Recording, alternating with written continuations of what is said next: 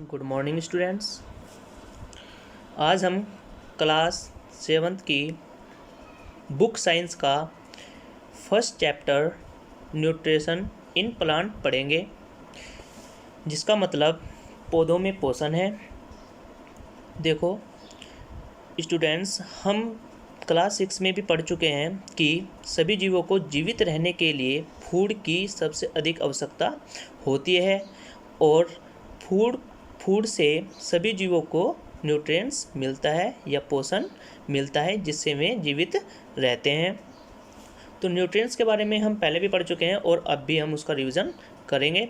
देखिए, पहला टॉपिक हमारा है न्यूट्रिशंस। ध्यान से पढ़ना है और सभी जो ये नोट्स हैं इनको अपनी नोटबुक में आपको रिटर्न कर लेना है और इनसे ही आपको आगे की स्टडी पूरी करनी है।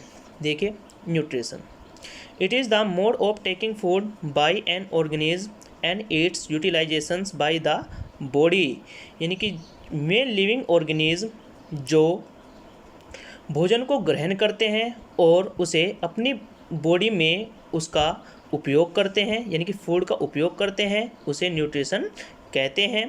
तो जो न्यूट्रिशंस है यानी कि पोषण हमारी बॉडी में फूड के द्वारा ही होता है। तो आगे पढ़ते हैं न्यूट्रिएंट्स के बारे में। The components of food that are necessary for our body are called nutrients, यानी कि वे घटक जो भोजन में पाए जाते हैं और जो हमारी बॉडी के लिए आवश्यक होते हैं, नेसेसरी आवश्यक, उन्हें न्यूट्रिएंट्स कहते हैं। तो क्लास 6 में भी हमने पढ़ा था न्यूट्रिएंट्स के बारे में और इनके पार्ट्स के बारे में पढ़ा था। जैसे हमने कार्बोहाइड्रेट्स के बारे में पढ़ा था, प्रोटीन के बारे में पढ़ा था, फैट्स के बारे में पढ़ा था, विटामिन्स के बारे में पढ़ा था और मिनरल्स के बारे में भी पढ़ा था। ये सभी फूड के ही कंपोनेंट्स हैं। कार्बोहाइड्रेट्स जैसे बहुत सारे ऐसे प्लांट्स हैं, वीट हुआ, राइस हुआ, मेज़ हुआ, यानी कि गेहूँ, चावल, मक्का, इनसे हमको कार्बोहाइड्रेट्स प्राप्त होता है। कार्बोहाइड्रेट्स जो होता है वह 2 टाइप से डिवाइडेड होता है, जिसमें स्टार्च और शुगर, इन सभी को कार्बोहाइड्रेट्स के रूप में ही उपयोग किया जाता है। प्रोटीन्स जितने भी मीट वाले पदार्थ होते हैं या मीट से पल्सेस यानी कि दालें, उनसे हमको प्रोटीन प्राप्त होता है। फैट्स हमें मस्टर्ड यानी कि सरसों और कोकोनट यानी कि नारियल से प्राप्त होता है। और बहुत सारे जो मीट हैं, मीट से भी हमको फैट्स प्राप्त होता है। विटामिन्स जितने भी हमारे फ्रूट्स होते हैं, वेजिटेबल्स होती हैं, उनसे हमको विटामिन्स प्राप्त होता है। मिनरल्स जितने भी प्लांट्स हैं वे सॉइल से मिनरल्स को वाटर के द्वारा प्राप्त करते हैं और उनके द्वारा ही हमको मिनरल्स प्राप्त होता है। अब न्यूट्रिशंस के बारे में पढ़ेंगे। न्यूट्रिशंस मुख्य रूप से 2 टाइप्स का होता है, जिसमें नंबर 1 पे ऑटोट्रॉप्स आ जाता है और नंबर 2 पे हेटेरोट्रॉप्स आ जाता है। ऑटो का मतलब होता है सेल्फ मतलब स्वयं। ट्रॉप्स का मतलब होता है न्यूरिजमेंट मतलब स्वपोषी, यानी कि जो वे प्लांट्स जो अपना भोजन स्वयं ग्रहण कर लेते हैं या स्वयं बना लेते हैं, उन्हें हम ऑटोट्रॉप्स कहते हैं। इसकी डेफिनेशन पढ़ेंगे। The mode of nutrition in which organism make food themselves from simplest substance is called autotrophic nutritions, यानी कि वे प्लांट्स या वे लिविंग ऑर्गेनिज्म जो अपना भोजन स्वयं बना लेते हैं, उन्हें ऑटोट्रॉपिक न्यूट्रिशंस कहते हैं। Therefore plants are called autotrophs, इसीलिए जितने भी प्लांट्स हैं वे ऑटोट्रॉप्स कहलाते हैं। देखो स्टूडेंट्स, जितने भी लिविंग ऑर्गेनिज्म हैं उसमें प्लांट्स और एनिमल्स सभी आते हैं। लिविंग ऑर्गेनिज्म का मतलब होता है सजीव। क्या होता है? सजीव। तो सजीव में तो प्लांट्स भी आ गए, तो प्लांट्स भी लिविंग ऑर्गेनिज्म है। तो ऑटोट्रॉप्स में हमारा एक तो प्लांट्स आ जाता है और अब हम पढ़ेंगे हेटेरोट्रॉप्स के बारे में। तो ऑटोट्रॉप्स तो पढ़ ही लिया होगा, जिसमें यानी कि जो प्लांट्स होते हैं वे अपना भोजन स्वयं बना लेते हैं, उन्हें ऑटोट्रॉप्स कहते हैं। जैसे प्लांट्स। हेटरोट्रॉप्स, हेटरो का मतलब होता है अदर, अदर का मतलब यानी कि वे जीव जो अपने भोजन के लिए दूसरों पर निर्भर रहते हैं उन्हें हेटरोट्रॉप्स कहते हैं, विषम पोषी। Animals and most other organisms take in food prepared by plants, they are called heterotrophs। यानी कि एनिमल्स या अन्य जीव जो अपने भोजन के लिए मुख्य रूप से प्लांट्स पर निर्भर रहते हैं उन्हें हेटरोट्रॉप्स कहते हैं, जिसके एग्जाम्पल में एनिमल्स आ जाते हैं।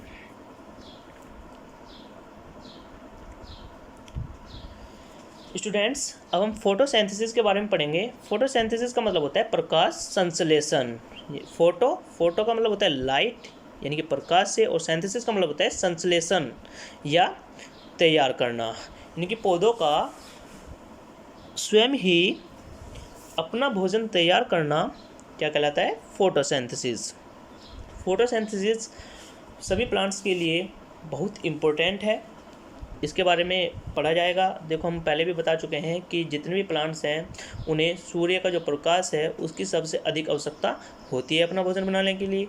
और आपने देखा भी होगा कि जितने भी प्लांट्स हैं वे गैस के रूप में कार्बन डाइऑक्साइड लेते हैं, जिसको कौन रिलीज करता है, एनिमल्स। जितने भी एनिमल्स हैं वे कार्बन डाइऑक्साइड गैस को रिलीज करते हैं और ऑक्सीजन को एब्जॉर्ब करते हैं यानी कि ग्रहण करते हैं। और ऑक्सीजन को कौन रिलीज करता है, प्लांट्स। तो इसी प्रकार से हम दोनों एक दूसरे पर निर्भर रहते हैं, यानी कि एनिमल्स और प्लांट्स एक दूसरे पर निर्भर रहते हैं। चलो आओ फोटोसिंथेसिस के बारे में पढ़ते हैं। The process by which green plants turn carbon dioxide and water into food using energy from sunlight, यानी कि इस प्रोसेस के अंतर्गत जितने भी ग्रीन प्लांट्स होते हैं वे कार्बन डाइऑक्साइड और वाटर यानी कि जल के द्वारा सूर्य के प्रकाश की उपस्थिति में अपना भोजन बना लेते हैं। ऐसे ही इसकी नेक्स्ट जो डेफिनेशन है वह ये है, photosynthesis is the process in which chlorophyll containing cells of leaves in the presence of sunlight use carbon dioxide and water to synthesize carbohydrates and oxygen, O2 oxygen is release। यानी कि photosynthesis के द्वारा जितने भी plants हैं उनकी leaves में यानी कि पत्तियों में क्लोरोफिल होता है। क्लोरोफिल सनलाइट यानी कि सूर्य के प्रकाश को एब्जॉर्ब करता है यानी ग्रहण करता है, और कार्बन डाइऑक्साइड और वाटर सूर्य के प्रकाश की उपस्थिति में कार्बोहाइड्रेट बनाते हैं यानी कि पौधे अपना भोजन बनाते हैं, और शेष बचा ऑक्सीजन वे रिलीज कर देते हैं। ठीक है, इसको हम इक्वेशन द्वारा भी समझेंगे। देखिए कार्बन डाइऑक्साइड तो एनिमल्स के द्वारा मिल जाएगा प्लांट्स को।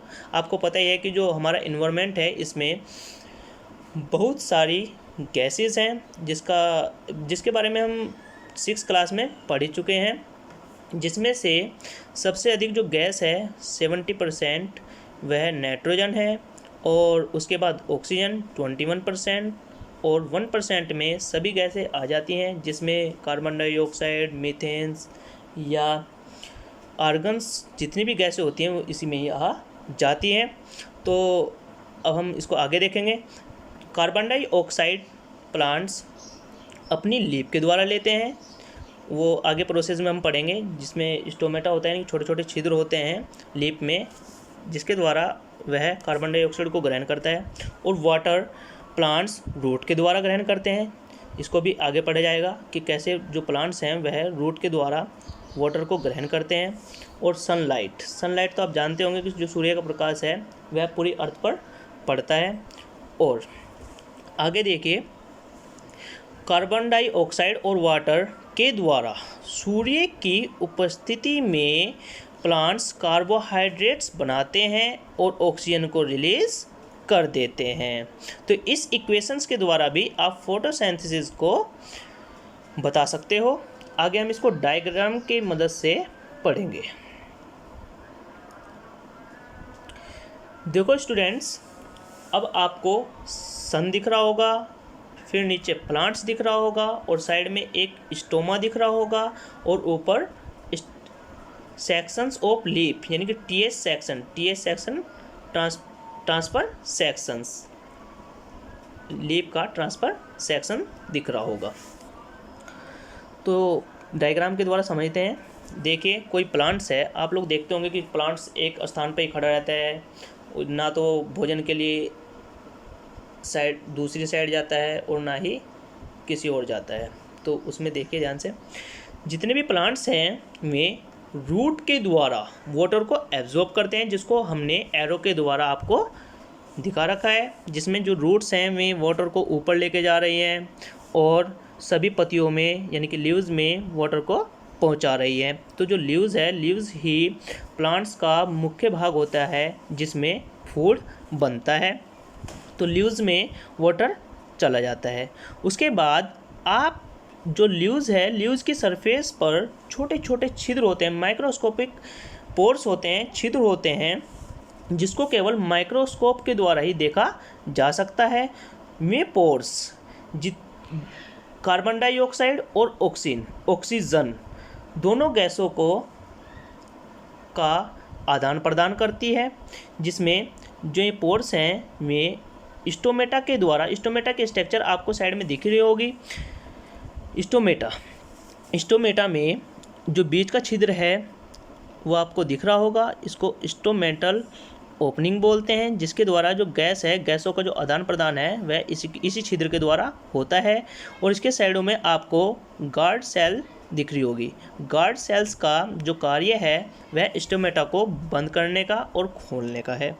तो इसी के द्वारा, स्टोमेटा के द्वारा ही जो गैसों का आदान प्रदान है वह होता है। तो कार्बन डाइऑक्साइड जो प्लांट्स की जो लीफ है वह स्टोमेटा के द्वारा ग्रहण करती है और वाटर रूट के द्वारा ग्रहण करती है। तो लीफ में तो क्लोरोफिल होता ही है। क्लोरोफिल की जो ट्रांसफर सेक्शंस है आपको दिख रही होंगी। जितने भी प्लांट्स हैं वो ग्रीन होते हैं, ग्रीन वो क्लोरोफिल के कारण होते हैं, जिसमें ग्रीन पिगमेंट होते हैं। क्लोरोफिल के द्वारा ही जो सूर्य का जो प्रकाश है वे पत्तियाँ ग्रहण करती हैं और उसी के द्वारा ये अपना भोजन बना लेती हैं। जो प्लांट्स होते हैं वे रूट के द्वारा वाटर लेते हैं और जो प्लांट्स की स्टीम होती है उनमें वेसल्स होते हैं, यानी कि नलीनुमा स्ट्रक्चर होती है, नलीनुमा पाइप के आकार की, जिसमें को पानी जाता है या वाटर ट्रांसपोर्टेड होता है। तो ऐसे ही जो प्लांट्स हैं वे इन चीज़ों को ग्रहण करके अपना फूड बनाते हैं। अब हम स्टोमेटा के बारे में पढ़ेंगे। Stomata, carbon dioxide, CO2 carbon dioxide from air is taken in through the tiny pores present on the surface of leaves, यानी कि कार्बन डाइऑक्साइड है वह हवा से पौधे अपनी पत्तियों के द्वारा ग्रहण करते हैं। पौधों की पत्तियों में छोटे छोटे पोर्स होते हैं। These pores are surrounded by the guard cells, यानी कि जो ये पोर्स होते हैं या छिद्र होते हैं ये चारों तरफ से, सराउंडिंग चारों तरफ से गार्ड सेल से घिरे हुए होते हैं। सच पोर्स आर कॉल्ड स्टोमेटा, इन्हीं छिद्रों को हम क्या कहते हैं? स्टोमेटा। अब हम क्लोरोफिल के बारे में पढ़ेंगे। The leaves have a green pigments called chlorophyll, यानी कि जितनी भी पत्तियाँ ग्रीन कलर क्लोरोफिल।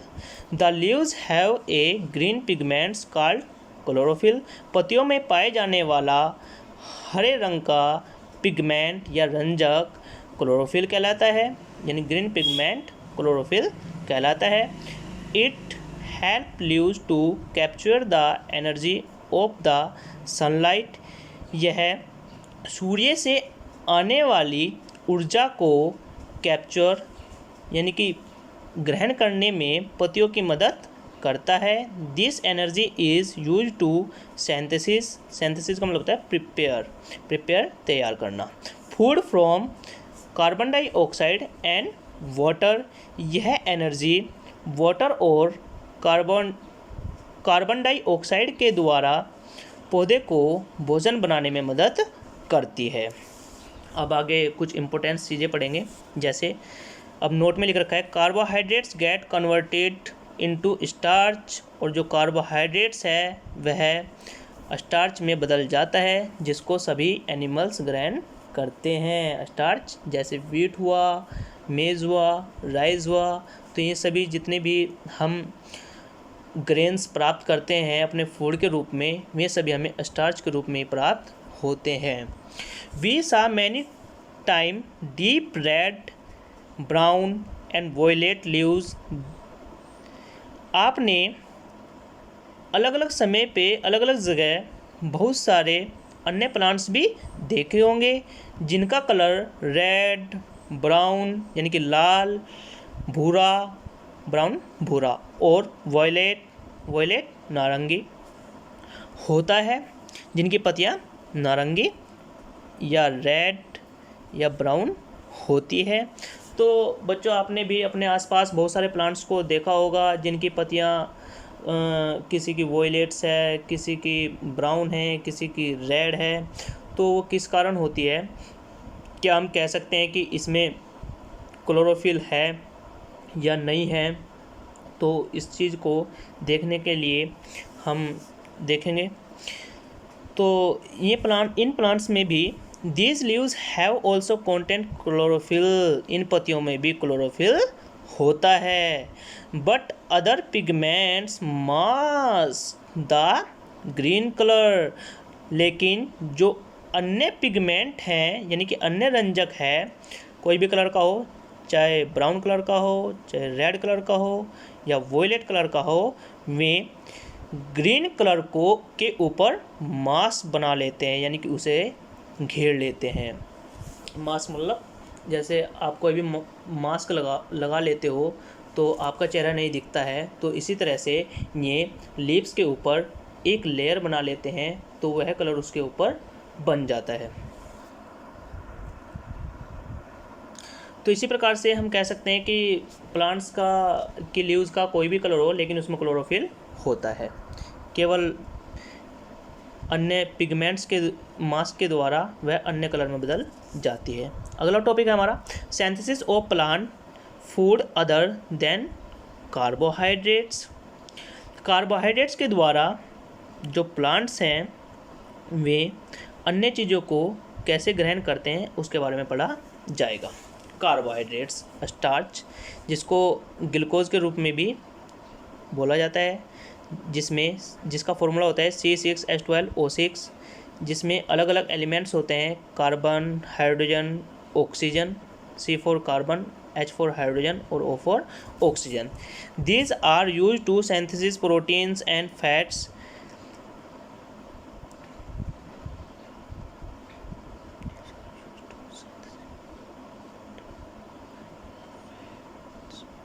हाँ, इनका उपयोग प्रोटीन्स और फैट्स को तैयार करने में भी किया जाता है। Proteins also contains nitrogen, proteins में नाइट्रोजन पाया जाता है।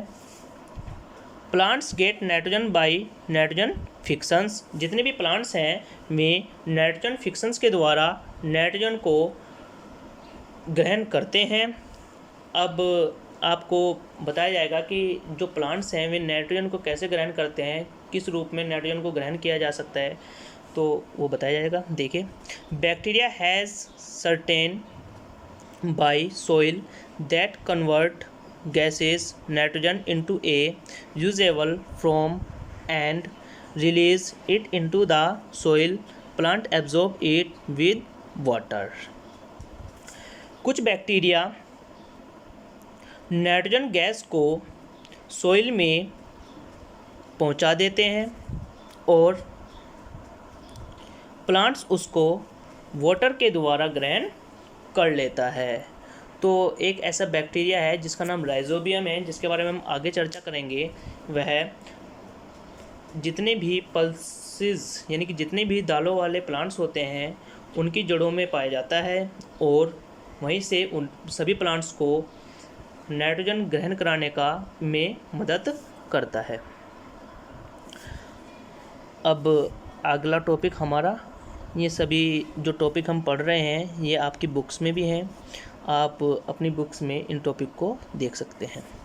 Other mode of nutritions in plants, यानी कि प्लांट्स में न्यूट्रिशंस प्राप्त करने के अन्य तरीके या मोड।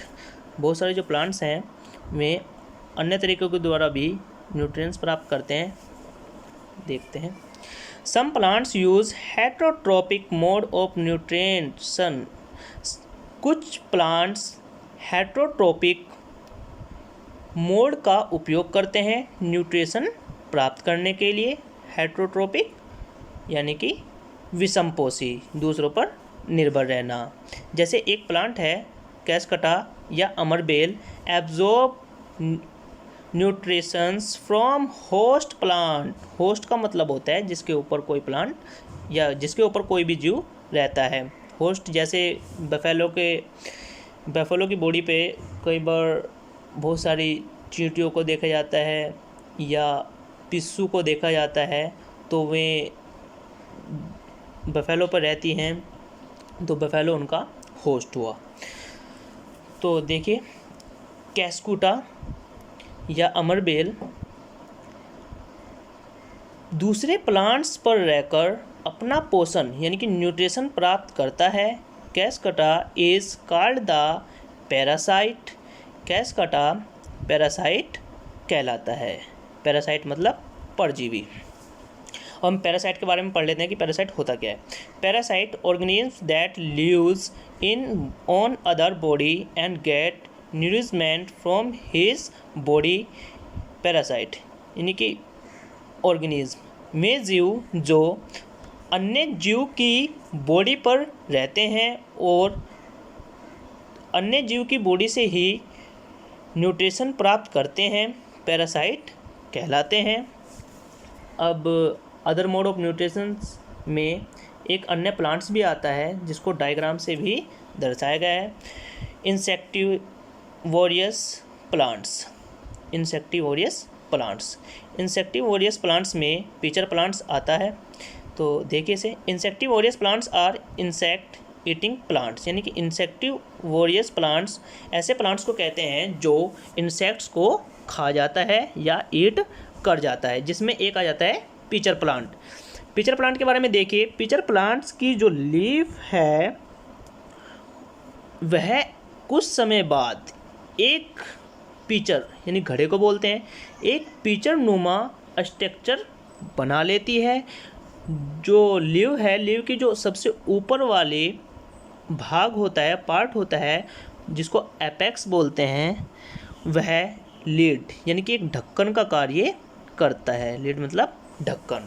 तो आपको एक पिचर जैसी स्ट्रक्चर दिख रही होगी जिसमें ऊपर एक लीड LID लीड यानी कि ढक्कन भी दिख रहा होगा। इसमें होता क्या है, आपको एक एरो के द्वारा दिखाया गया है कि जो इंसेक्ट्स है वह कभी कभी इस पिचर प्लांट्स के ऊपर आकर बैठ जाता है। ऊपर आकर बैठने के बाद कुछ समय बाद जो पिचर प्लांट है उसका ढक्कन बंद हो जाता है, और जो ये पिचर प्लांट है यानी जो आपको ये पिचर दिख रहा है, उस पिचर प्लांट डाइजेस्टिव जूस छोड़ता है जिससे वह इंसेक्ट्स उसे न्यूट्रिशन प्राप्त कराता है।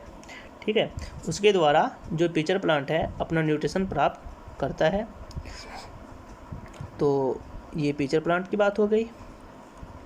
उसके बाद हाँ देखिए, न्यूट्रिशंस के दो भाग हम पीछे पढ़ ही चुके हैं, ऑटोट्रॉप्स, हेटरोट्रॉप्स। ये अन्य भाग है जिसका नाम है सेप्रोट्रॉप्स। सेप्रोट्रॉप्स का मतलब होता है मर्त जीवी। मर्त जीवी मतलब यानी कि कुछ ऐसे प्लांट्स भी होते हैं जो बहुत सारे सड़े गले या मर्त बॉडी से अपना भोजन ग्रहण करते हैं। चलो इसके बारे में पढ़ते हैं।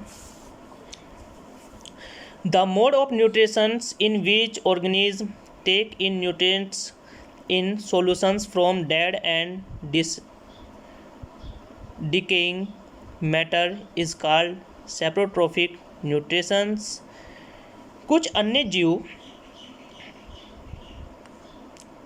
मर्थ, डेड मतलब डेड, मर्थ, डिकेइंग यानी कि सड़े गले, कुछ अन्य जीव सड़े गले या मर्त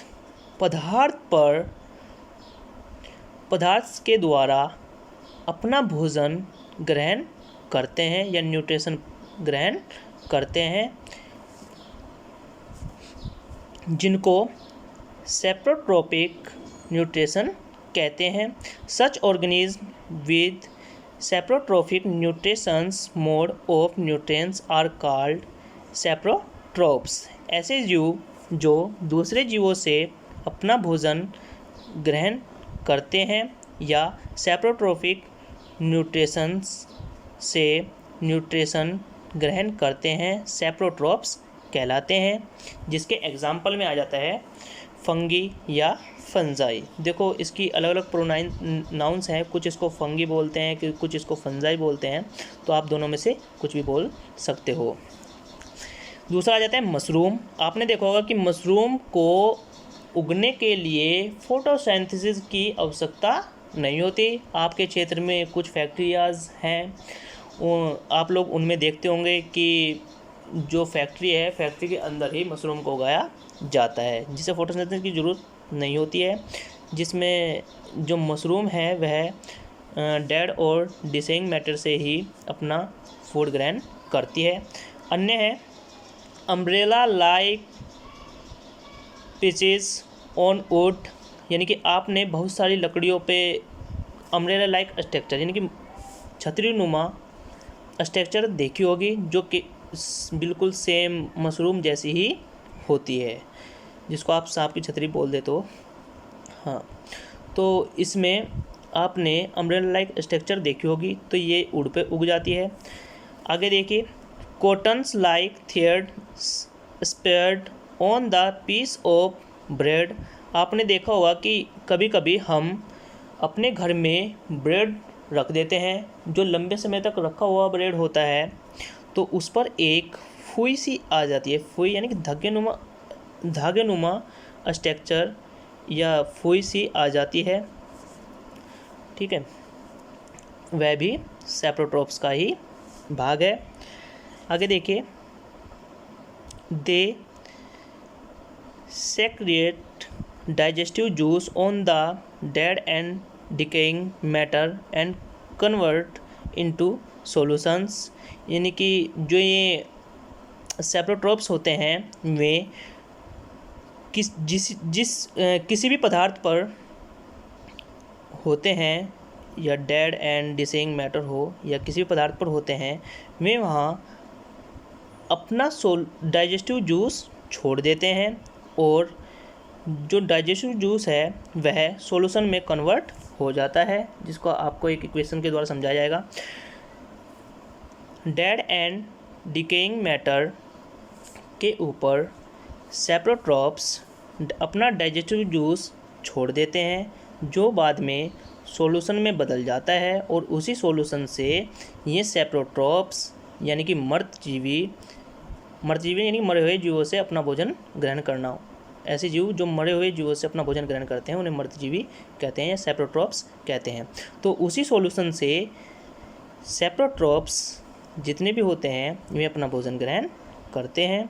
आगे फंगी की बात ले लेते हैं। फंगी स्पॉइल मैनी थिंग्स, यानी कि जो फंगी है वह बहुत सारी चीज़ों को ख़राब कर देती है। स्पॉइल मतलब ख़राब कर देना। आपने देखा होगा कि कोई भी आपके घर में कोई भी वेजिटेबल्स या फ्रूट्स हो, यदि वह लंबे समय तक रखा रहा, या कोई ब्रेड्स का पैकेट है उसे खुला छोड़ दिया गया, तो कुछ समय बाद वह ख़राब हो जाता है। Fungal spores present in air, जितने भी फंगल होते हैं, फंगल स्पोर्स यानी कि फंगल के कण, वे हवा में प्रेजेंट होते हैं, उपस्थित होते हैं। स्पोर्स जर्मिनेट एंड ग्रो जो ये स्पोर्स होते हैं वे किसी भी चीज़ पर बैठकर वहीं पर जर्मिनेट या एंड ग्रो यानी कि वृद्धि करते हैं और अपने जैसे ही और अन्य स्पोर्स बनाते हैं। It's grow on pickles, leather, clothes. आपने देखा होगा कि कभी कभी आपका पिकल्स बोलते हैं अचार को, अचार पे भी फुई आ जाती है, तो वे फंगल स्पोर्स के द्वारा ही होता है, यानी कि फंगी के द्वारा ही होता है। बहुत सारे लेदर वाले चीज़ें होती हैं, क्लोथ्स होते हैं, उन पे भी फंगल आ जाते हैं। अब हम पढ़ेंगे सिम्बायोटिक रिलेशनशिप। सिम्बायोटिक रिलेशनशिप का मतलब है कि कुछ जीव आपस में संबंध रखते हैं, यानी कि वे जीव जो एक दूसरे से अपना भोजन ग्रहण करते हैं उन्हें सिम्बायोटिक रिलेशनशिप कहते हैं। Some organism live together and share shelter and nutrients, this is called symbiotic relationship. कुछ ऐसे जीव होते हैं जो साथ साथ रहते हैं और एक दूसरे को आश्रय देते हैं, आवास देते हैं और एक दूसरे को न्यूट्रिएंट्स देते हैं। ऐसे जीवों को सिम्बायोटिक रिलेशनशिप कहते हैं या सिम्बायोटिक ऑर्गेनिज्म कहते हैं। अब इसका एक ऑर्गेनिज्म है जिसका नाम है लाइकेन्स। लाइकेन्स को देखिए किस प्रकार से सिम्बायोटिक रिलेशनशिप निभाता है। देखिए, A chlorophyll containing partner which is an algae and A fungus live together, यानी कि ये क्लोरोफिलिक ऑर्गेनिज्म है, पार्टनर है जो एक साथ रहते हैं, जिसमें एल्गी और फंगस दोनों के दोनों एक साथ रहते हैं। The fungus provides shelter, water and minerals to algae. Fungus algae को शेल्टर आवास, वाटर जल, मिनरल्स यानी कि खनिज तत्व ये सभी प्राप्त कराता है। एंड इट रिटर्न्स, वापसी में the algae prepared and provide food to the fungus. Algae fungus के लिए भोजन बनाता है और उसे भोजन को प्रोवाइड कराता है। इसी प्रकार से सिम्बायोटिक रिलेशनशिप में दर्शाया गया है कि लाइकेन्स में फंगस और एल्गी आते हैं जो एक दूसरे पर निर्भर रहते हैं। जिस प्रकार से फंगस एल्गी को अपने पास रखता है और जो एल्गी है फंगस के लिए भोजन बनाता है, तो एक दूसरे से ये अपना न्यूट्रिएंट्स प्राप्त करते हैं। इसी को ही सिम्बायोटिक रिलेशनशिप कहते हैं। How nutrients are replenished in soil. Soil मतलब मिट्टी। मिट्टी में न्यूट्रिएंट्स कैसे वापस जाता है उसके बारे में पढ़ेंगे। देखिए, फर्टिलाइजर्स एंड मैन्योर। देखो, फर्टिलाइजर्स का मतलब और मैन्योर्स का मतलब होता है खाद। दोनों का मतलब एक ही होता है। आपने देखा होगा कि अच्छी फसल के लिए बहुत सारे जो फार्मर्स हैं वो अपनी फसलों में खाद का इस्तेमाल करते हैं, यानी फर्टिलाइज़र का इस्तेमाल करते हैं। देखिए, हमारे जो सॉइल्स है और उसमें प्लांट्स को उगाया जाता है उनमें अन्य फर्टिलाइजर्स की आवश्यकता होती है, जैसे कॉन्टेन्स न्यूट्रिएंट्स सच और नाइट्रोजन, फास्फोरस, पोटेशियम। तो हमारी फसलों को नाइट्रोजन, फास्फोरस और पोटेशियम की आवश्यकता होती है, added to soil time to time, जिनको समय समय पर मिट्टी में मिलाया जाता है। Nitrogen fixations is pulses leguminous plants, यानी कि ये लेग्यूमिनस प्लांट्स जो होते हैं वे सभी जितनी भी पल्सेस होती हैं, ये पल्सेस ग्राम, दालें या चना, ये सभी लेग्यूमिनस प्लांट्स में आते हैं। तो नाइट्रोजन फिक्सन्स इन प्लांट्स में पल्सेस की मुख्य भूमिका होती है। देखो कैसे, आपको एक डायग्राम के द्वारा समझाया जाएगा। इस डायग्राम में आप लोग देख रहे होंगे एक प्लांट्स है, यह पल्सेस का प्लांट है, दाल का प्लांट है। इसमें आप देख रहे होंगे कि एक प्लांट्स जो सोइल्स में है, जिसकी रूट्स के पास आप रूट नोड्यूल्स देख रहे होंगे। आप एक गांठ सी देख रहे होंगे बीच में सर्कल से, जिसको रूट नोड्यूल्स के जो एरो है उस तक पहुंचा रखा है। तो रूट नोड्यूल्स के पास एक बैक्टीरिया होता है जिसका नाम है राइजोबियम।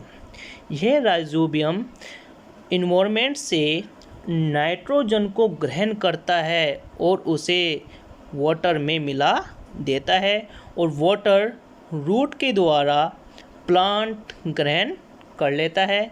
प्लांट्स में xylem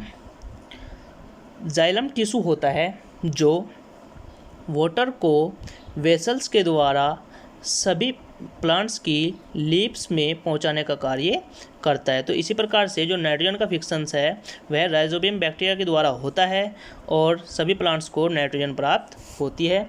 farmers legumes in their field for nitrogen supply. जो फार्मर्स हैं वे लेग्यूम्स का इस्तेमाल, यानी कि बहुत सारे जो दाल फैमिली वाले पौधे होते हैं उनका इस्तेमाल नाइट्रोजन सप्लाई के लिए करते हैं। वे बदल बदल कर फसलों को बोने का कार्य करते हैं। जैसे एक सीज़न में दाल वाली फसल बो दी तो उसका जो फ़ायदा है वो सोइल को मिलेगा, क्योंकि जो बैक्टीरिया है वे रूट में नाइट्रोजन फिक्सन कर देती हैं, और जिसके द्वारा जो न्यूट्रिएंट्स है वह वापस सोइल में चला जाता है।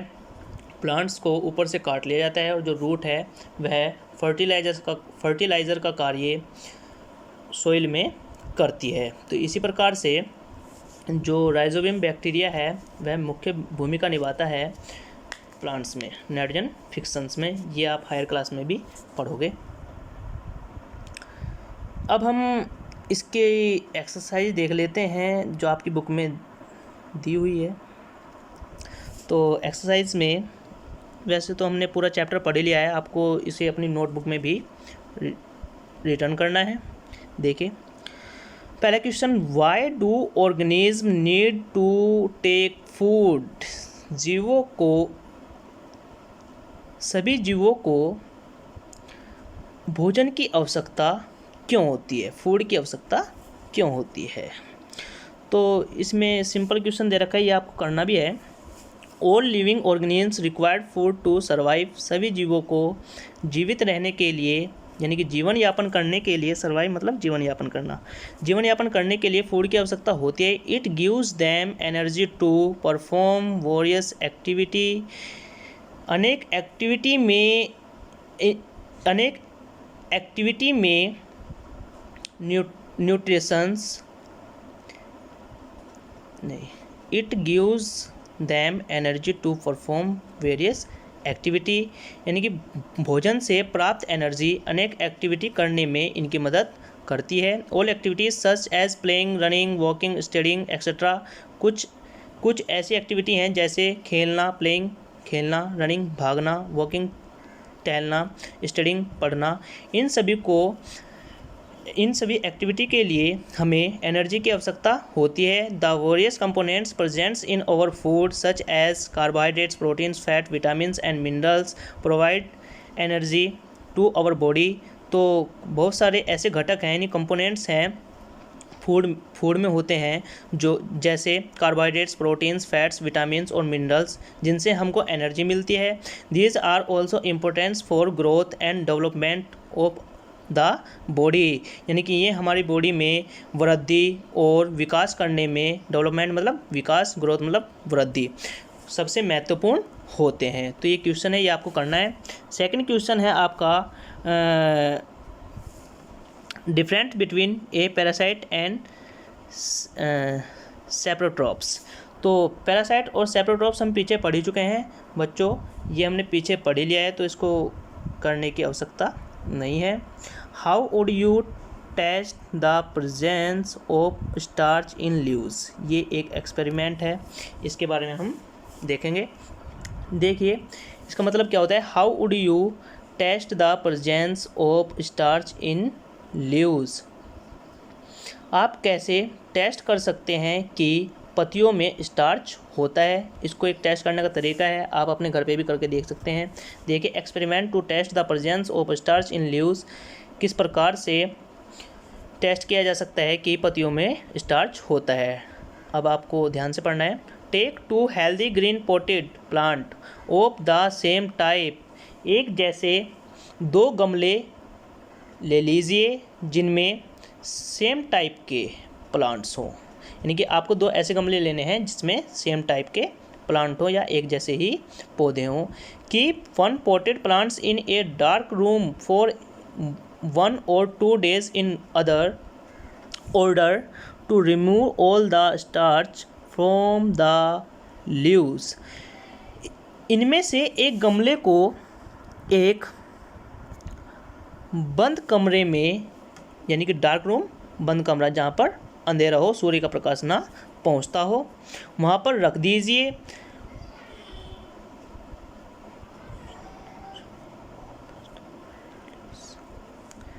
और आप लोग देखोगे कि इसमें से स्टार्च रिमूव हो जाएगा। Keep the other plants in sunlight, और दूसरे प्लांट्स को सूर्य के प्रकाश में रख दीजिए। And now take 1 leaf from each potted plants and put a few drop of iodine solutions on them. अब दोनों ईच पोटेड मतलब प्रत्येक गमले के पौधों में से एक एक पत्ती को तोड़ लीजिए और उस पर दोनों प्लांट्स की पत्तियों पर आयोडीन सॉल्यूशंस, यानी कि जो आयोडीन सॉल्यूशन होता है उसकी ड्रॉप्स डालिए, यानी कुछ बूंदे आपको उस पर डालनी है। Then note down the observations, यानी कि अब आपको नोट डाउन करना है कि आपने क्या प्राप्त किया। Plants keep kept in light and dark conditions, ठीक है। अब देखेंगे कि जो प्लांट्स लाइट में रखा हुआ था, यानी कि सूर्य के प्रकाश में रखा हुआ था, या जो प्लांट अंधेरे में रखा हुआ था, बिना सूर्य के प्रकाश के रखा हुआ था, उनकी क्या कंडीशन है। No blue black colour will be absorb on the leaves of the plant kept in the dark room. आप लोग देखोगे कि जो गमला कमरे में रखा हुआ था उस पर ब्लू या ब्लैक कोई भी कलर नहीं आता, इसलिए हम कह सकते हैं कि डार्क रूम में प्लांट्स पर स्टार्च नहीं बन सकता।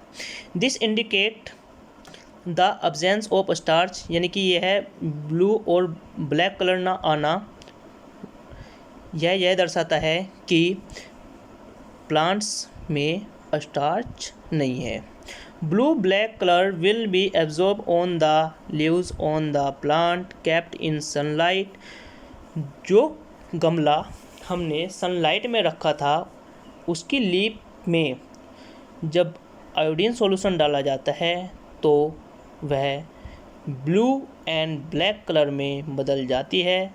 तो this indicated the presence of starch, तो यह हमें स्टार्च दर्शाता है कि इस प्लांट्स में स्टार्च होता है। स्टार्च कार्बोहाइड्रेट्स का ये एक रूप है जिसको हम कह सकते हैं कि जितने भी प्लांट्स हैं में सूर्य के प्रकाश में ही अपना भोजन बना सकते हैं। यदि हम उन्हें अंधेरे में या सूर्य के प्रकाश के बिना रखते हैं तो हम अपना भोजन नहीं बना सकते। Give a brief descriptions of process of synthesis of food in green plants. हरे पेड़ पौधे अपना भोजन कैसे बनाते हैं उसको आपको समझाना है। ये हम पीछे पढ़ ही चुके हैं, तो आप इसे पीछे से भी कर सकते हो। So with the help of a sketch that the plant are the ultimate source of food, एक स्केच के द्वारा या एक डायग्राम के द्वारा दर्शाइए कि जो प्लांट्स होते हैं उनमें अलग अलग भाग फूड के स्रोत होते हैं।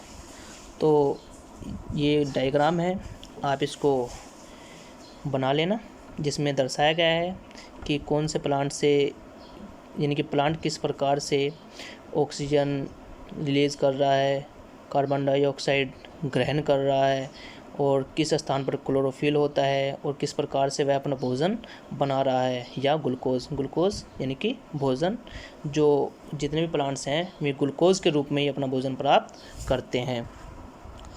अब कुछ फिल इन द ब्लैंक हैं, ये आपको दर्शाए गए हैं, इनको भी आपको करना है।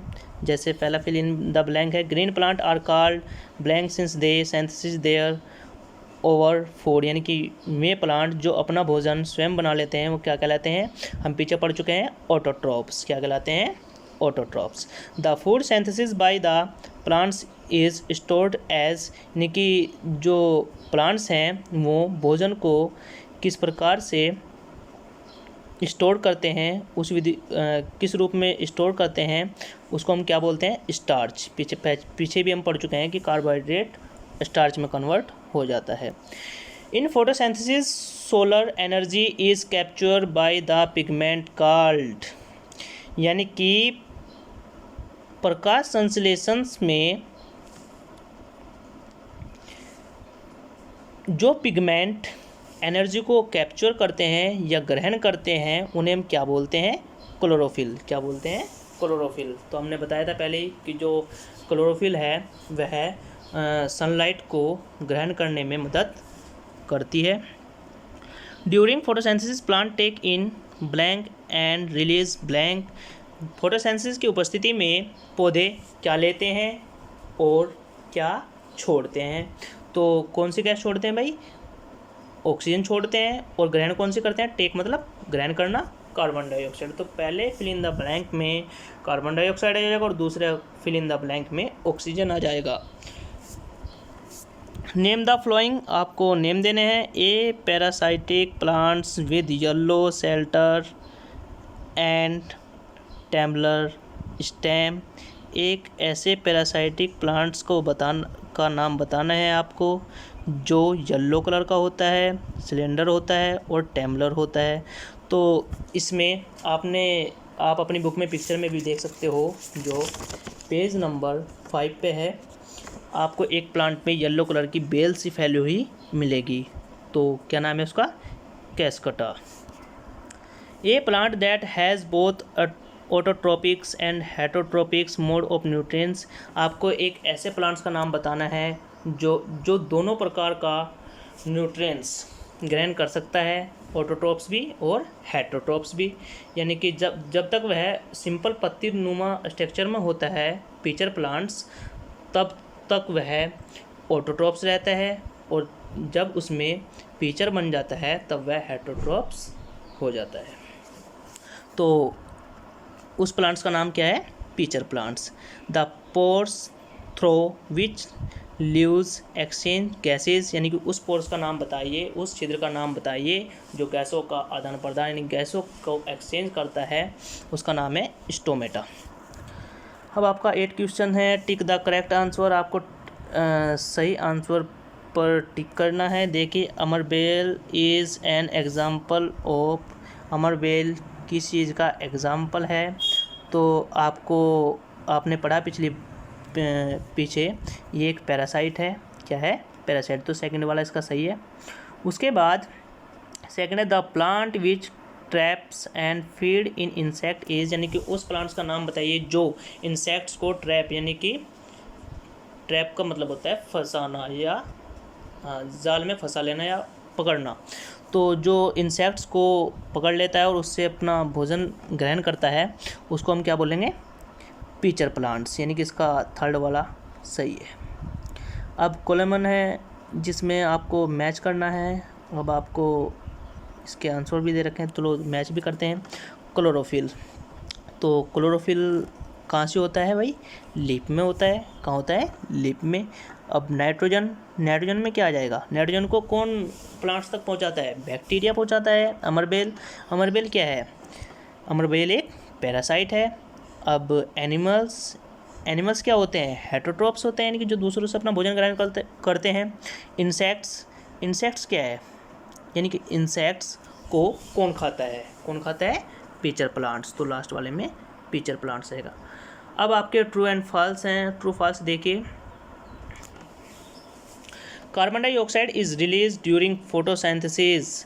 कार्बन डाइऑक्साइड फोटोसिंथेसिस के द्वारा ही रिलीज होती है। इसका फॉल्स है, क्योंकि जो गैसों का आदान प्रदान है वो तो चलता ही रहता है, उसमें फोटोसिंथेसिस की आवश्यकता नहीं होती।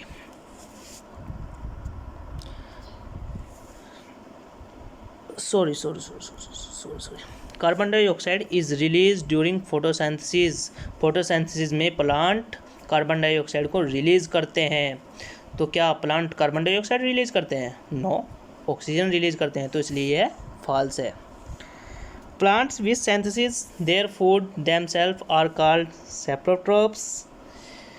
में प्लांट्स जो अपना भोजन स्वयं ग्रहण कर लेते हैं उनको सेप्रोट्रोप्स कहते हैं। क्या सेप्रोट्रोप्स ऐसा था? सेप्रोट्रोप्स तो जितने भी प्लांट्स होते हैं जो सड़े गले या मर्त जीवों से अपना भोजन ग्रहण करते हैं उन्हें सेप्रोट्रोप्स कहते हैं। तो ये भी फॉल्स है। तो ये अपना भोजन स्वयं नहीं ग्रहण करते। The product of photosynthesis is not a proteins, यानी कि जो प्रोडक्ट बनता है फोटोसिंथेसिस के द्वारा वह प्रोटीन नहीं है। तो ये ट्रू है। वो क्या है? कार्बोहाइड्रेट्स, जैसा आपने पढ़ा है। Solar energy is converted into chemical energy during photosynthesis. Solar energy chemical energy में बदल जाती है फोटोसिंथेसिस के द्वारा। ये क्या है? ट्रू, क्योंकि जो सोलर एनर्जी है वह केमिकल एनर्जी में बदल के ही पौधे को भोजन प्राप्त कराती है। अब आपका क्वेश्चन नंबर 11 है, choose the correct options from following. Which part of the plant takes in carbon dioxide from the air for photosynthesis. इनमें से कौन सा पौधे का भाग कार्बन डाइऑक्साइड को ग्रहण करता है फोटोसिंथेसिस की उपस्थिति में? देखिए कौन सा है। इनमें से रूट हेयर है, स्टोमेटा है, लीफ वेन्स है या स्पेल्स हैं। तो इसमें आपको पता ही है कि कार्बन डाइऑक्साइड को कौन लेता है? स्टोमेटा। अगला क्वेश्चन है, choose the correct options for the following. Plants take carbon dioxide from the atmosphere mainly through their. Plants किसके द्वारा कार्बन डाइऑक्साइड वायुमंडल से, एटमॉस्फेयर वायुमंडल, ग्रहण करते हैं? देखिए, जिसमें रूट, स्टेम, फ्लावर्स, लीव्स। तो इनमें से क्या रूट द्वारा लेते हैं, या स्टेम द्वारा, या फ्लावर द्वारा, या लीव्स द्वारा? तो आपको जैसा पता है कि जो लीव्स होती है वही ये सारा कार्य करती है। प्लांट्स में लीव को फूड फैक्ट्री का नाम भी दिया गया है, क्योंकि प्लांट्स में जो फूड बनता है वह लीव्स में बनता है, और लीव्स में जो फूड बनता है वह फूड फ्लोएम के द्वारा पूरे प्लांट्स में फैला दिया जाता है, जिसका कार्य वेसल्स करती हैं। तो स्टूडेंट्स, हमारा ये चैप्टर कंप्लीट हो चुका, और इसमें यदि कोई प्रॉब्लम है तो आप कमेंट बॉक्स में या मोबाइल फ़ोन के द्वारा कॉल करके भी पता कर सकते हो। Thank you.